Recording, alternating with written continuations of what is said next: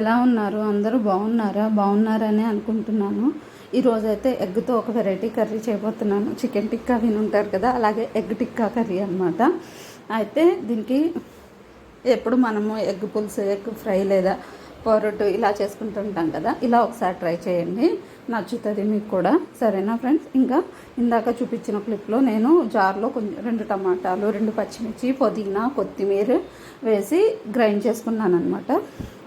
ఆ తర్వాత ఒక కడాయి పెట్టుకొని, ఇంకో విషయం ఏంటంటే మనకి ఎన్ని ఎగ్స్ కావాలో అన్ని ఎగ్స్ బాయిల్ చేసి పెట్టుకోవాలి ముందుగానే. ఆ తర్వాత ఒక కడాయి పెట్టి అందులో కొంచెం ఆయిల్ వేసి దాంట్లో కొంచెం షాజీరా, ఇలాచి, చెక్క, లవంగా ఉంటే కూడా వేసుకోవచ్చు. బట్ ఆ టైంకి నా దగ్గర లేవు, అందుకని వేసుకోలేదు. అవి వేసుకొని ఆనియన్స్ కొంచెం గోల్డెన్ కలర్ వచ్చే వరకు ఫ్రై చేయాలి. ఆ తర్వాత అందులో కొంచెం అల్లం వెల్లుల్లి పేస్ట్ వేసుకొని ఫ్రై చేసుకోవాలి. పచ్చి వాసన పోయేంత వరకు ఫ్రై చేసుకోవాలి, లేదంటే కూర అంతా అల్లం వెల్లుల్లి పేస్ట్ వాసనే వస్తుంటుంది. అందుకని చెప్పి పచ్చి వాసన పోయేంత వరకు దాన్ని ఫ్రై చేసుకోవాలన్నమాట.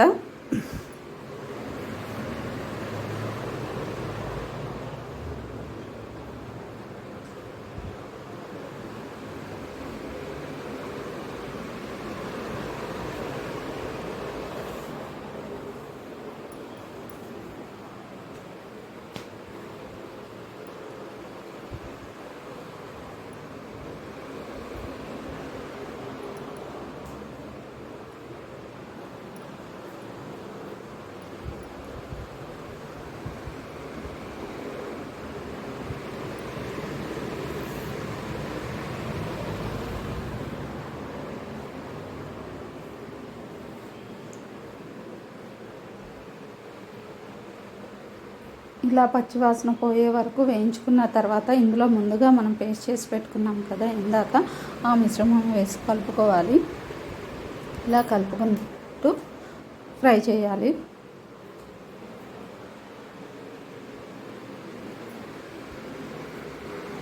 ఆ తర్వాత ఇందులో కొంచెం ఉప్పు,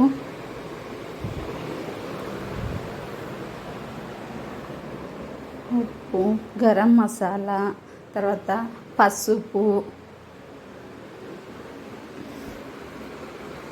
జీరా పౌడర్, ధనియా పౌడర్, జీరా పౌడర్ అంటే జీలకర్ర పొడి, ధనియాల పొడి, మిరియాల పొడి, ఆ తర్వాత పసుపు, ఆ తర్వాత కొంచెం కారం వేసుకొని ఈ మసాలాలు ఏవైతే ఉన్నాయో అవి కొంచెం ఒక 2-3 నిమిషాల వరకు ఫ్రై చేసుకోవాలి అన్నమాట.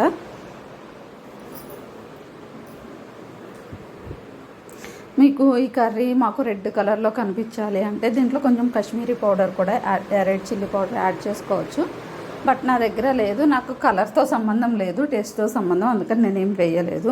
మీకు కావాలంటే మీరు వేసుకోవచ్చు. ఇలా అన్ని పొడులు వేసుకున్న తర్వాత దీన్ని ఒక 2-3 నిమిషాలు ఆ స్మెల్ అనేటువంటిది ఆ ఆనియన్స్లోకి ఇంకిపోయేలాగా కొంతసేపు ఫ్రై చేసుకోవాలి. 2-3 నిమిషాలు ఫ్రై చేసుకోవాలన్నమాట. ఇవన్నీ ఇలా ఫ్రై అయ్యాక దీంట్లో కొంచెము చాట్ మసాలా ఉంటుంది కదా, అది కలుపుకుంటే ఏంటంటే టేస్ట్ చాలా బాగుంటుందన్నమాట. మస్ట్ అనే చెప్తాను, ఎందుకంటే అది లేకపోతే అంత టేస్ట్ రాదు. చాట్ మసాలా వేస్తే ఈ కర్రీకి చాలా టేస్ట్ వస్తుంది. ఆ తర్వాత ఒక కప్పు పెరుగు తీసుకొని దాన్ని చిలికి గడ్డలుగా లేకుండా మొత్తం లిక్విడ్ లాగా అయిపోయేదాకా చిలుక్కొని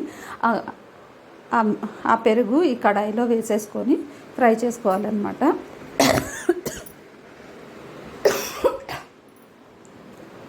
ఇలా మొత్తం ఆ పెరుగు కూడా పైకి ఆయిల్ తేలేంత వరకు ఫ్రై చేసుకోవాలి అన్నమాట.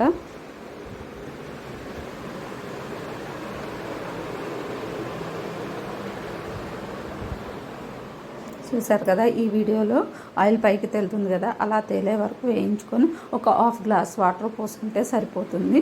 1/2 గ్లాస్ వాటర్ పోసుకొని కొంచెం అది ఒక బాయిల్ వచ్చేదాకా మరగనివ్వాలి.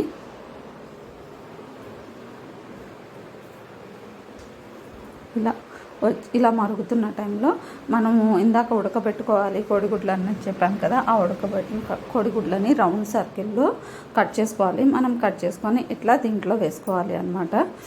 ఒకదాని మీద ఒకటి కాకుండా విడివిడిగా వేసుకోవాలి, లేకపోతే కూర అనేది చెదురు అయిపోతుంది. అందుకని చెప్పి మనము జాగ్రత్తగా ఒకదానితో ఒకటి కలవకుండా ఇట్లా జాగ్రత్తగా కలుపుకుంటూ వదులుకోవాలన్నమాట. ఇలా ఒక 5 నిమిషాలు ఉంచాలి. దీంట్లో ఏంటంటే దింపబోయే ముందు కస్తూరి మేతి ఉంటుంది కదా, దాన్ని ఇలా చల్లేసి తర్వాత కొంచెం కొత్తిమీర ఉంటుంది కదా, చిన్న చిన్న ముక్కలు కోసుకొని చల్లేస్తే అయిపోతుంది. అంతే, ఎగ్ టిక్కా కర్రీ రెడీ అయిపోతుంది. చాలా టేస్ట్ ఉందండి. నేనైతే తిన్నాను, నాకు చాలా బాగా నచ్చింది. మీకు కూడా నచ్చుతుంది అనుకుంటున్నాను. ఒకసారి ట్రై చేయండి. ట్రై చేసిన వాళ్ళే ట్రై చేయండి. చేశాక టేస్ట్ ఎలా ఉందో నాకు కామెంట్ రూపంలో తెలియజేయండి. ఓకేనా ఫ్రెండ్స్, నేను ఎప్పుడు చెప్పేదే కొత్తగా ఛానల్ స్టార్ట్ చేశాను. ఎంకరేజ్ చేయండి please. Like, share, subscribe to my channel. Thanks for watching.